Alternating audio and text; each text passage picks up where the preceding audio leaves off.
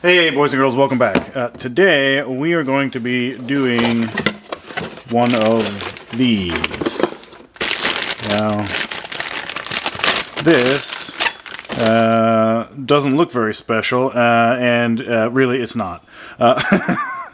This is a 5 by, 114.3 5-lug hub. And specifically this is a 02 to 06 RSX base model, and we are going to be putting it into one of these. So what we're looking at here, this is a knuckle. This particular one is from a 96 to 2000 Civic EX, also sort of compatible with the 92 to 94, anyway, also sort of compatible with other Civics or Integras or whatever, and I'll maybe get to that in a minute. But as I mentioned, this is an EX. It's going into Project Eggshell, which is a 93 Civic hatch. So what we're going to do is we need to put this hub in this knuckle, and we're going to do it with this bearing. So this is a standard OEM bearing that fits in the EX knuckle, but the problem is the hub that we want to use, although it has the spline that we want, it doesn't fit in the bearing. A couple ways to do this if you want to put 5-lug hubs on an EG or an EK or an Integra or whatever. There's a couple ways to do that. You can get first of all, I think you can buy a hub that has an OD that fits inside the bearing. Actually, I'm not so sure on that one. But one thing you can do is you can get CRV hubs, and they are bigger and they take a bigger bearing, but basically they're bigger and heavier and kind of unnecessary in my opinion. Or you can take the EX, which important to mention is different from the DX or CX or the lower trims, right? The EX has a bigger bearing and a bigger ID, I guess you'd say bore, but anyway, ID. We're going to take this base model RSX 5-lug hub. We're going to take this 96 to 2000 EX knuckle, and we're going to take this 96 to 2000 bearing, and we're just going to turn this down on the lathe so that it fits in there. Then we'll press it all together. I did do a video on this topic earlier, but I kind of did the video document it after I'd already done all the work. So this one will go in depth as to what I'm doing, and you can point all the times that I fuck it up. So, but before I get any further with turning this in the lathe, we're going to pop out these lugs so that we can fit this up in the lathe a little bit more easy.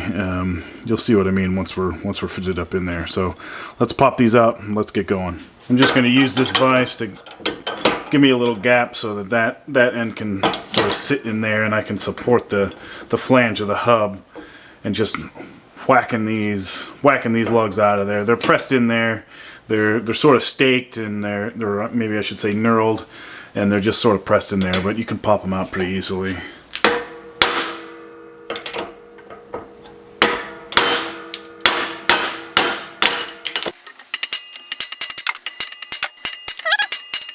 Okay, the next thing we're going to do is we're going to take this guy and chuck it up in the lathe. So this is, as you can see, a 4-jaw, and we got to set it in here and get it centered and true with the axis of rotation of the lathe.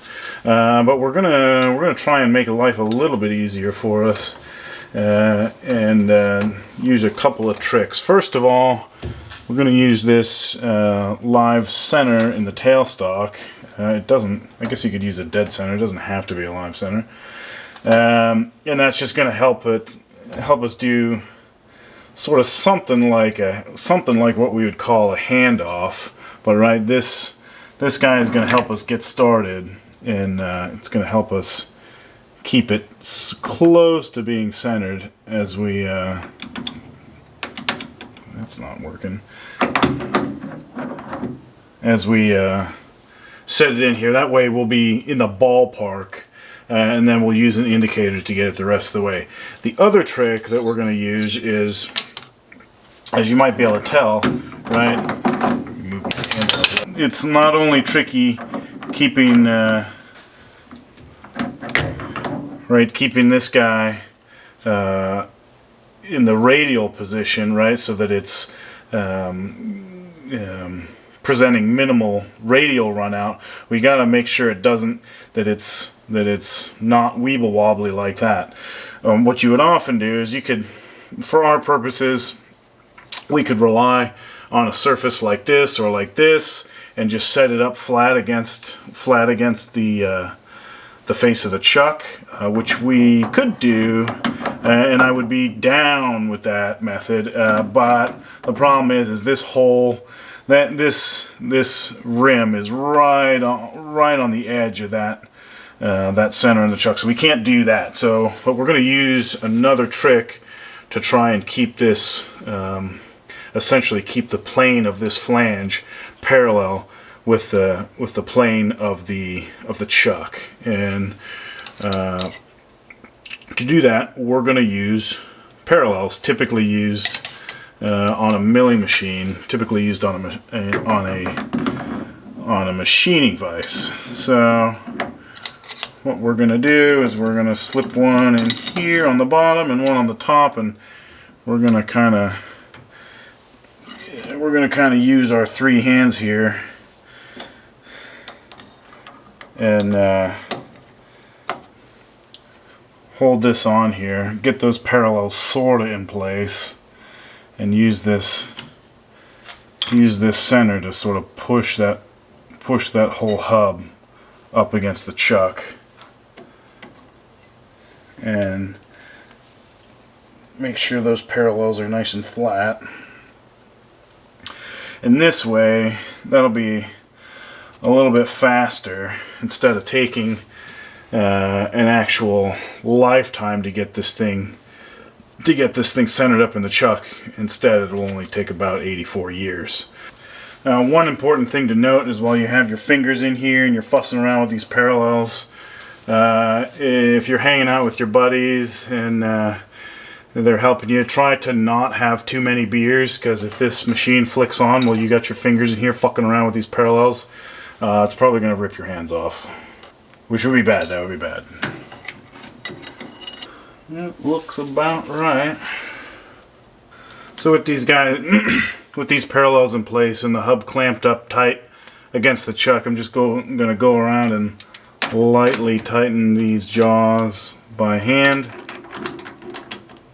And that should get us pretty darn close to this thing being true.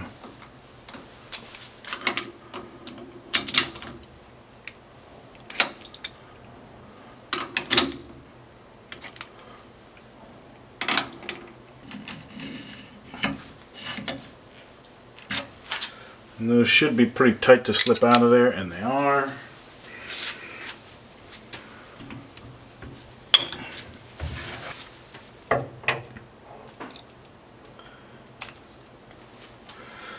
Let's see how good we did. So, I'll bring you in close in a second, but right now I'm just going to check on this guy to make sure that this guy is not weeble wobbling, right? Making sure that the axial run out is reasonable, because if it's not, it doesn't matter what we do to get the radial run out in. If the axial's wobbling, then we got to start all over.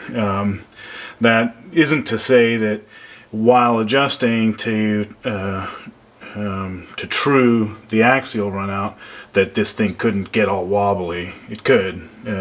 We just gotta try. That's that's why it takes 84 years. Okay, so you can't see it, but on the indicator there, it's showing run out of a little less than 1 thou. So, and of course, 1 thou this way, there is some cosine error, so It's probably less than that, but anyway, that's within the realm of reasonableness. So long as we stay right around there, 1 thou or so, I don't think that that's going to be a big issue. So I don't have a super zoomy lens, but hopefully you can see that, and that's actually really it's really close. I'm kind of amazed by that. We're less than 2 thousandths, at least before we consider the cosine error of this guy. One important thing to note is you do want to sweep across this guy and make sure that there's nothing wild going on here. And that looks pretty right.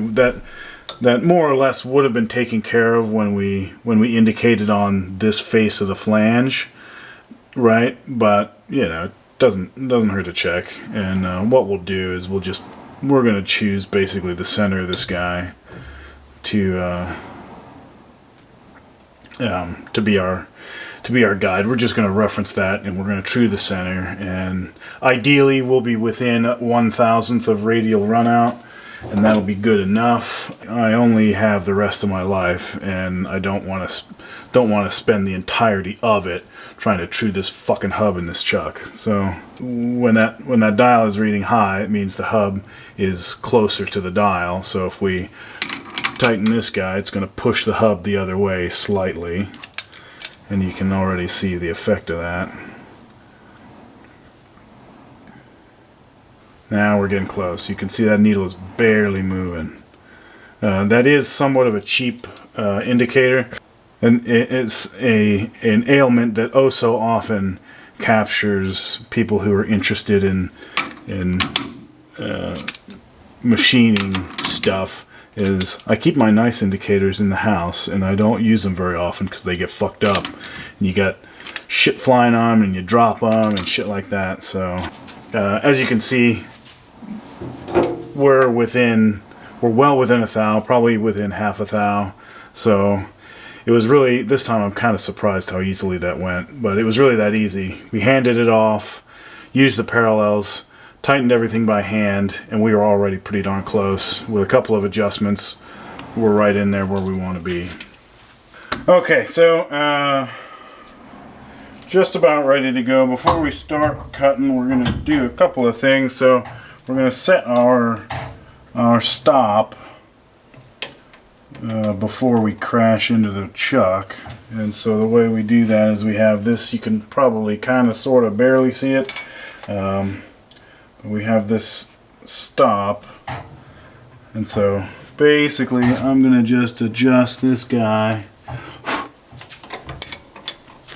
to the point where it barely starts to go onto this radius. So if you'll notice, as I think I pointed out before, there's a radius right here, and we're going to stop turning just as we reach the cusp of that radius. So we're going to put our stop there, and you probably can't see it from where you're sitting, but these jaws are super close to that tool holder, but not close such that they actually touch, so we're good. So I'll just take an initial pass. I'll take off something like 15 thou depth of cut. I happen to know that this is, we're going down to 1.6925, and we're in the neighborhood of 1.7 something, 1.77. Engage our power lead.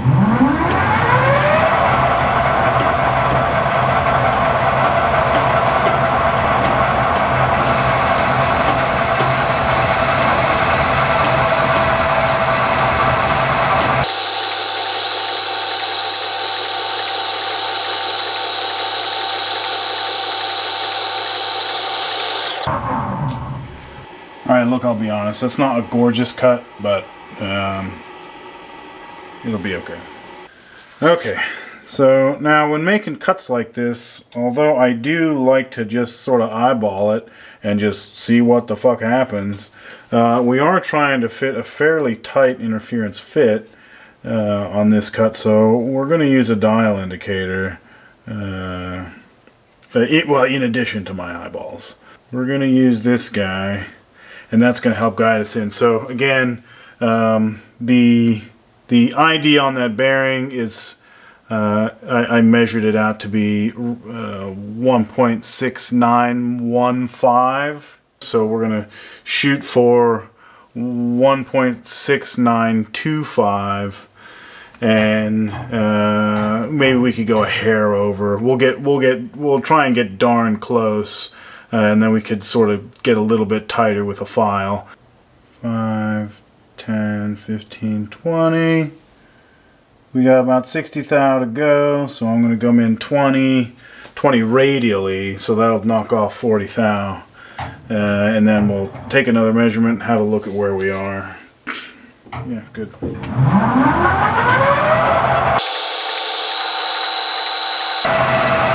Now, as you can see, those chips are much smaller. That's better. That's good. That's how it should be. Instead of those long, stringy, coily fucking razor blades.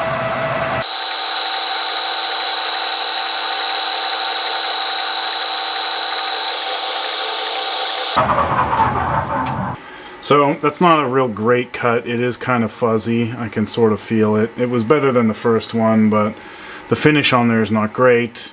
I'm gonna take some time and figure out who to blame for that. But while I'm doing that, we're also gonna consider basically just call that another half a thou or so. It's just not gonna be perfect, and that's what I live with every day. Alright, and we got 1.714. Okay, so we got 21.5 thou to go, and so I'm gonna knock off about another 7, so that's 7 radially, so that's gonna be about 14. And if you're wondering why I'm coming up on it so slow, it's because I'm a scaredy cat.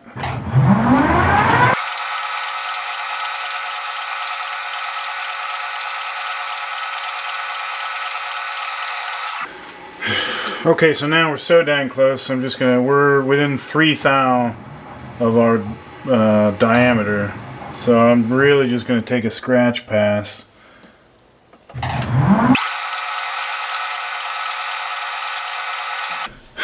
Okay, so we got this thing turned down. It's about 1.5 thou oversize with respect to the bearing ID, so right where we want it. So we're going to do a couple of things. One is we're going to break this edge, and I'm just going to use this guy because it's convenient.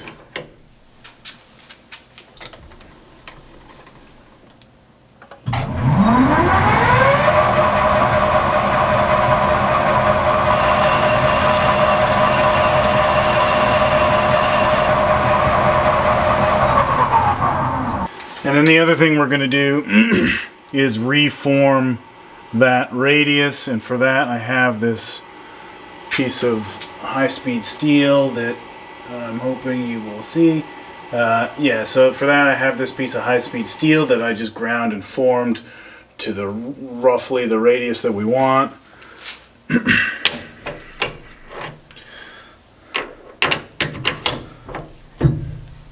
So to do this is a little bit tricky because with a form tool you kind of got to get in there, and you're not just cutting a single point necessarily. So you kind of want to be moving the whole time, or else it'll start to chatter. So what I'm going to do here is I'm just going to do this manually.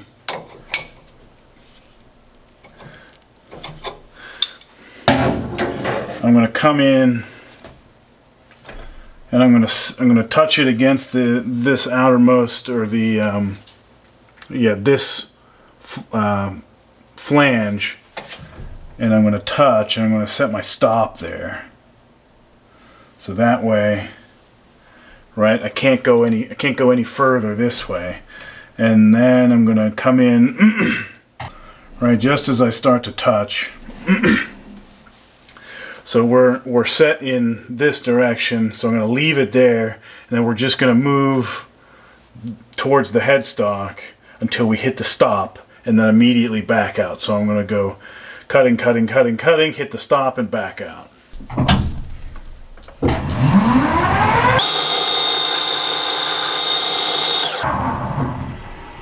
Okay, so we got that radius cut. It's not perfect, but it makes for a reasonably smooth transition between the flange and the shaft, and that's basically what we were going for. And I want to apologize. I just saw that last shot was not in focus. Shit. Apologies for that. And also, even if it was in focus, the cut was being obscured by the tool post being in the way. So sorry about that too. I'm always irritated whenever I'm watching a YouTube video and the sound is fucked up or something's fucked up and the creator just makes a note or says like, oh yeah, sorry about that. Yeah, that's pretty irritating. Like, I don't really, the note doesn't mean anything, just don't make it fucked up. And that's usually what I prefer, but in this case, it wasn't easy for me to remedy that. So I will, I'll just essentially just demonstrate or illustrate what I did with that tool. Before I do that, I'll also mention, in addition to you not being able to see that cut, another thing that you also didn't see is that this hub is not the same hub that we started with. And that's because right at the end, while I was cutting that hub, what I did was I fucked it up. Oh, fuck. I overshot it. Shit. Are you fucking serious? And I took it a little bit too far and I had to start all over again. But anyway, never minding my fuck-ups, let's just move on. Anyway, as I was explaining earlier, what we did was we took this sort of radiused tool and we moved it up against the flange until it was touching, and then we set our carriage stop there so that the carriage would not allow the tool to travel any further that way. Then I just set the tool right up until it was starting to cut on the surface of the shaft, and then basically we started cutting this way in a pretty smooth, fluid motion, or at least as best as I could manage.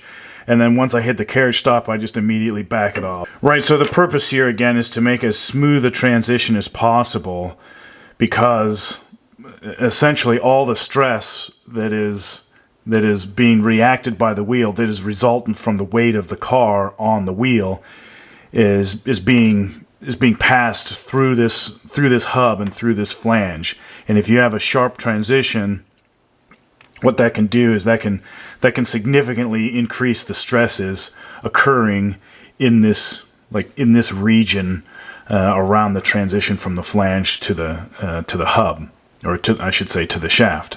Right, and again, those loads, right, that's in addition to the torsional load that's resultant from the axle turning the wheel. And the reason why that's important is, if you've ever seen, I know I have, if you've ever seen like a lifted truck at the side of the road with one of the fucking wheels broken off, that may be one of the things that got it, is is what those fucking Duramax douchebags like to do, is they like to put 4 or 6 inch wheel spacers on, let's say, this side of the hub, on the outside of the hub, and that just to space the wheel out because reasons, I don't know why. And what that does, right, is that increases your moment, that increases the stress on this hub, right? Remember, this hub is right, it's experiencing a, let's maybe call it a cyclical moment as it spins. The weight of the car is being reacted through it by way of the wheel on the ground.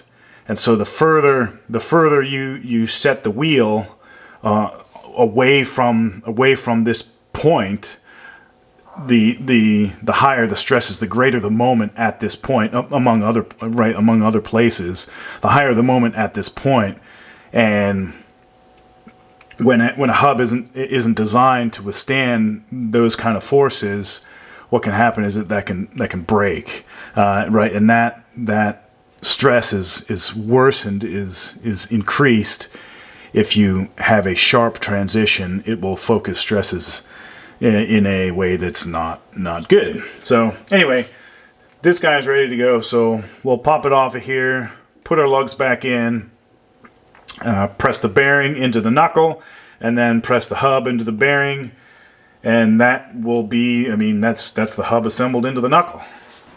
Okay, so now that we have our hub turned down for what? Turned down for fitting into this bearing. The next thing we're going to do is take this bearing. Again, here's the part number for anybody who's interested.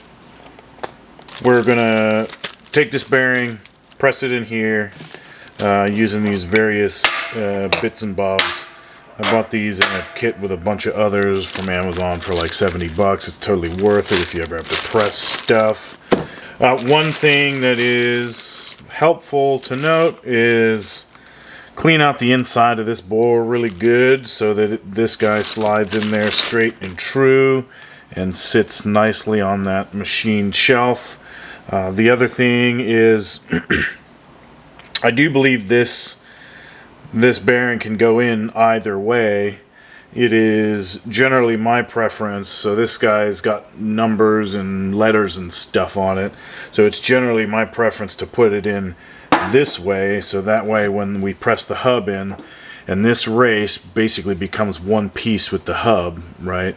You won't be able to see those letters, and I don't know, for some reason, if you want to be able to see what that bearing part number is without cutting it apart, you'll be able to see it from the back side.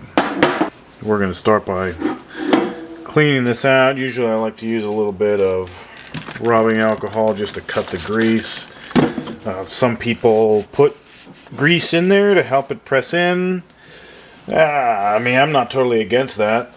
What I am totally against is allowing this outer race to spin inside of that bore. We do not want that, so I don't want to allow anything to encourage that race to spin. So I'm going to clean it. There is some risk of corrosion, but I'm not too worried about it. I will say it is important, by the way, when you're dealing with like heavy objects, especially if they're up high, to make sure and wear your long pants and your safety Crocs. All right, let's meet the press.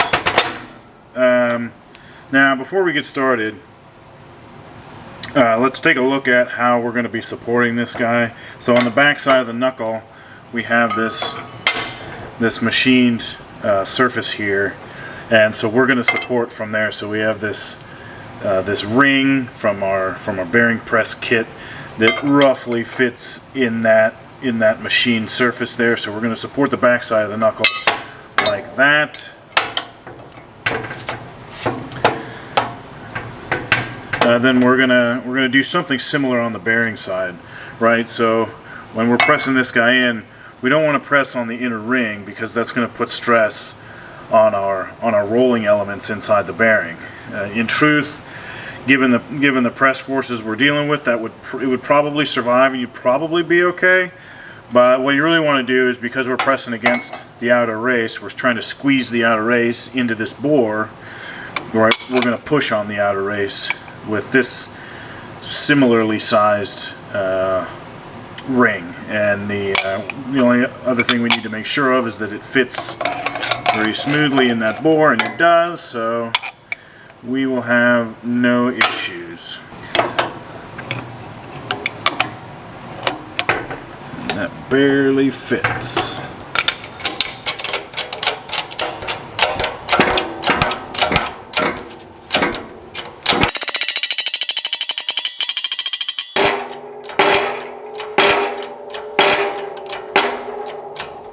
And here we go. Next thing we're going to do is put in the snap ring. What I like to do is, these are all sort of stamped out of sheet stock, and there's usually one side has a sharper edge than the other. And in truth, I don't think it really matters which side you put it in, but I like to put the sharp edge on the side that's catching the edge, right? So in other words, right, we're holding the bearing in, and the bearing is pushing against pretty much this whole surface, I mean, in reality, it's pushed in, it's press fit in here good enough where I don't think it's going to be trying to walk out. But in any case, assuming it does try and walk out, it's going to be pushing on a big portion of this surface, whereas really only the outer edge of the snap ring is going to be catching on this lip on the inside. You can kind of see with my cocaine fingernail catching on that ridge that you probably can't really see from where you're sitting. But anyway, so I just consider it good form to not have the rounded edge there, and you get a little bit better engagement, better mechanical engagement on that groove. I'm going to do it with these snap rings. I'm not really sure where I got these snap ring pliers. I'm not really sure where I got these, but they're super nice. And as you can see, that marking indicates where they're made in USA, wherever that is. We're just gonna grab a hold of this guy here. Maybe I'll use my other hand. You can see a little bit better. And it's always wise to use your safety squints for that thing, because that could go springing into your fucking eye hole. So we got that. Now we're gonna take the hub and pop it in there. Similar to how we press the bearing into the knuckle, when we press the hub into the bearing, we want to try and not be a fucking idiot when we do that. And so what I mean by that is, we want to support the inner race with the appropriately sized tool, because when we press the hub in, right, it's a press fit into the inner race, or in this case, two inner races. So it's going to be pushing. It's going to be pushing downward on the inner races while we press it in there, so we want to support by the inner race.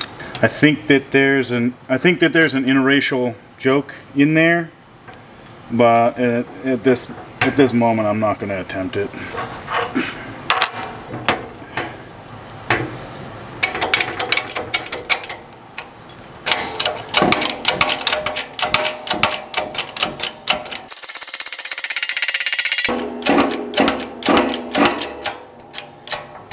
And it's pressed all the way tight, and it still moves, so that's a really good sign.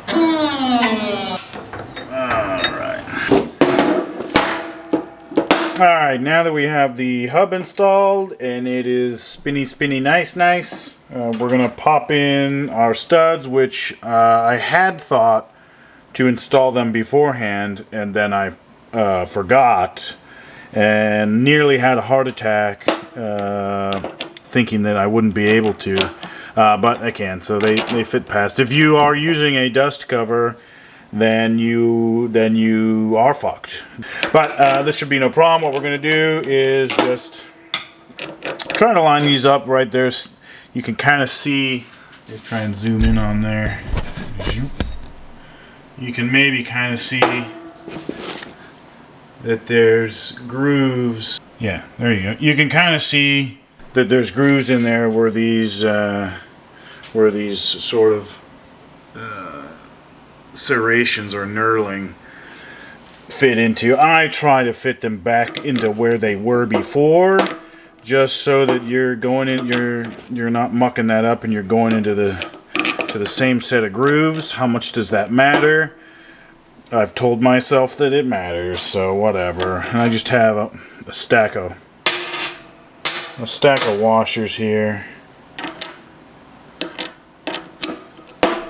and a lug nut, and a little mini ugga-dugga. And you don't have to pull it all the way home, just get it set in there and it'll be fine.